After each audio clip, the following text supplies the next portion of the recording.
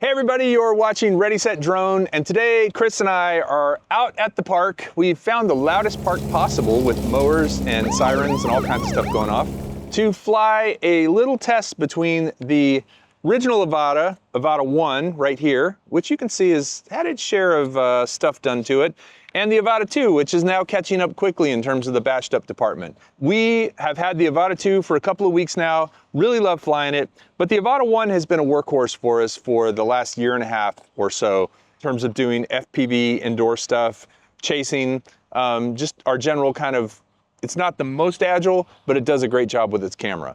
So without focusing on the obvious advancements that they made on the Avata 2 over the Avata 1, we'll list them off real quick for someone who's not familiar with either drone, but we're not going to go into a lot of detail because we really want to focus on the flyability of these two drones today.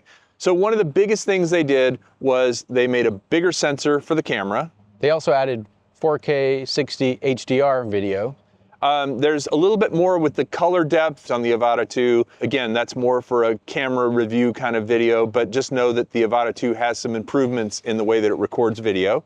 And because of the Avata 2's reverse and downward sensors, it can maintain its stability indoors without GPS. Of course, the Avata 2 weighs a little bit less and flies a little bit longer, which is great. You can put an SD card in both these drones, but the internal storage was more than doubled on the Avata 2. Of course, putting an SD card in the Avata 1 is not very easy compared to the Avata 2. They made it a lot easier to put that card in and out and to get to the USB port, but I digress, because that's a pet peeve of mine. We can say for sure that the Avata 2 uses 04 transmission versus 03 transmission.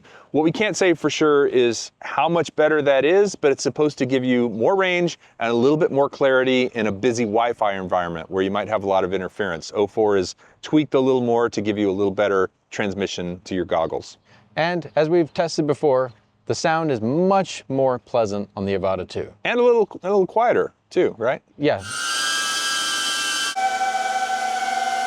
Quieter and less annoying, which are two great improvements. Just like me. And finally, the battery is more stable because it goes inside the quad, whereas on this one, it went on the back and had this little plug that went in the bottom, which would sometimes give you a battery error.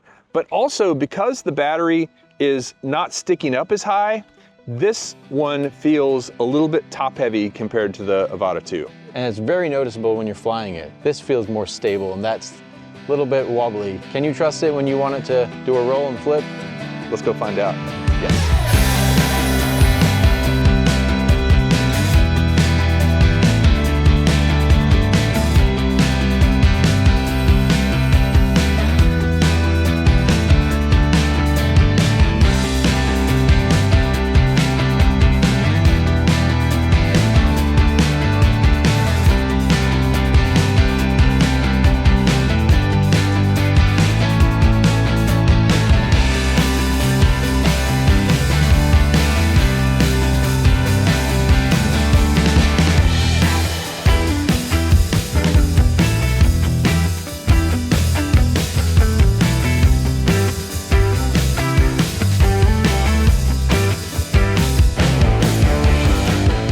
So Chris just finished flying both the Avata 2 and the Avata 1, and he's going to tell us his experience doing a little acro with both.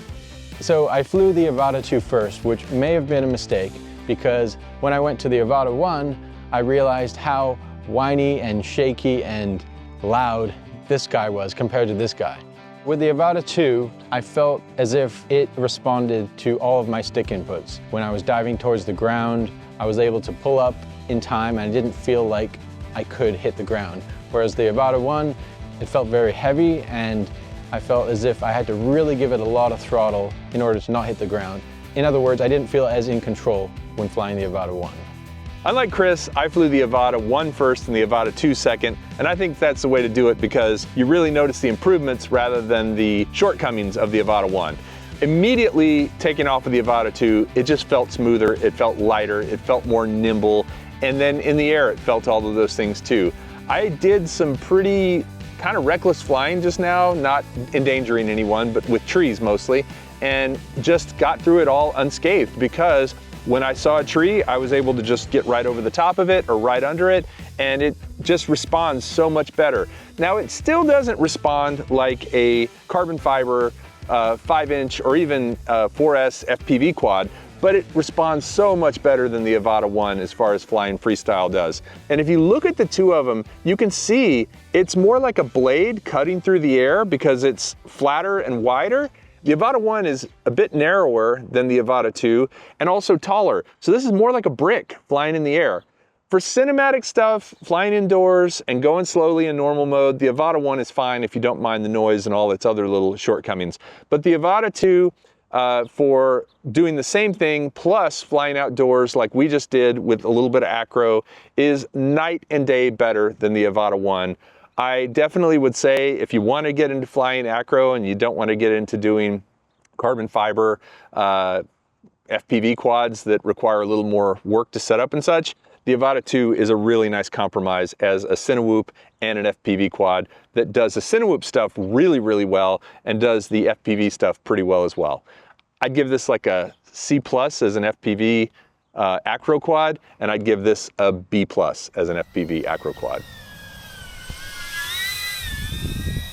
Coming in hot. Yeah. Wow. Yeah, a little too hot.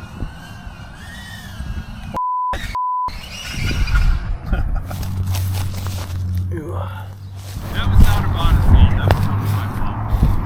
I thought I saw a gap and then all of a sudden there were leaves everywhere. So we've been flying the Avata 1 for about 1.5 years now, and it's been great for when you need just a very rock solid connection to a HD signal, decent quality goggles, a little bit of hassle putting the goggles on and everything. I knew it was kind of heavy, but I didn't really realize how heavy and precarious it is to fly an acro until I flew that other one. Yeah, this one just cuts through the air nicely and has a lot of power. It's lighter and it's designed more aerodynamically, so it's just more of a acrobatic drone as well as a cinematic drone.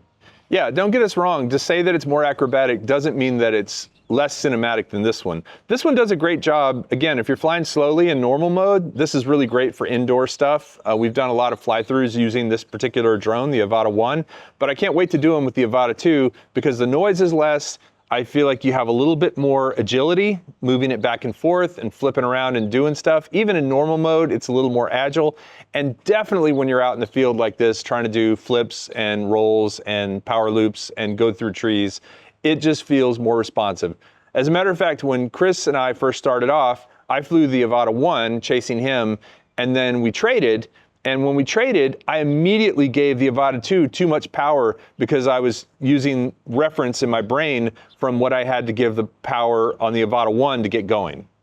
Yeah, and one other thing I noticed was not specifically related to the Avata 2, but the Goggles 3, the light leak on the sides of my face when using the Goggles 2 is completely gone when I'm using the Goggles 3, but I don't think you had that issue.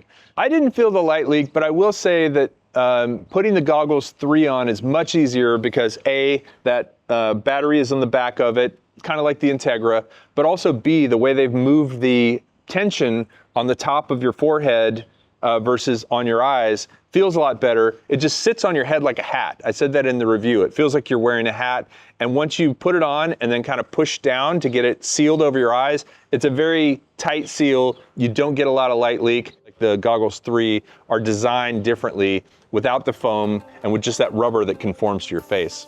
Now, as far as the transmission in the goggles, I don't know if I can tell a difference image quality wise, but we do have the two drones flying a similar path side by side, and you can see what they look like in auto mode 4K 60 and decide which one looks better.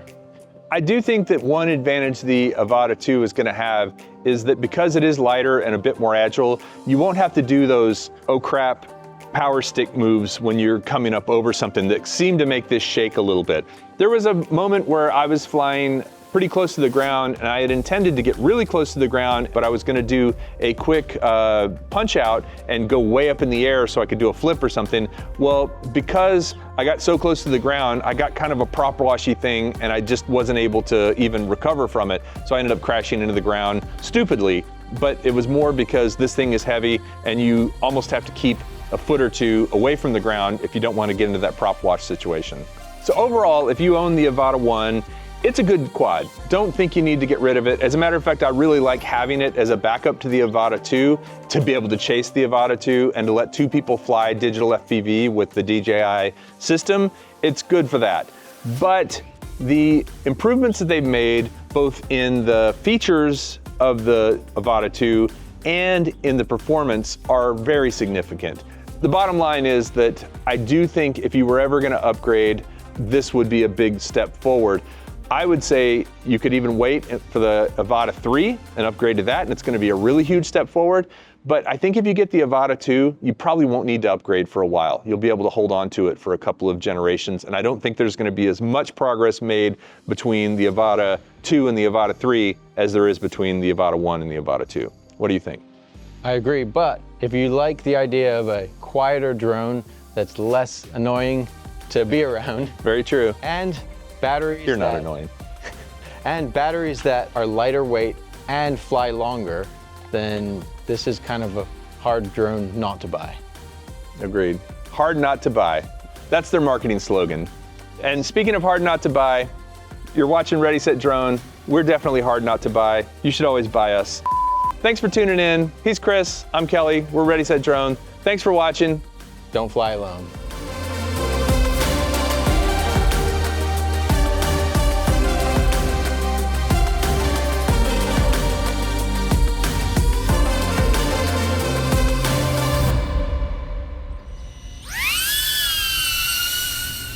Yeah, it just makes that kind of like sort of pathetic noise. That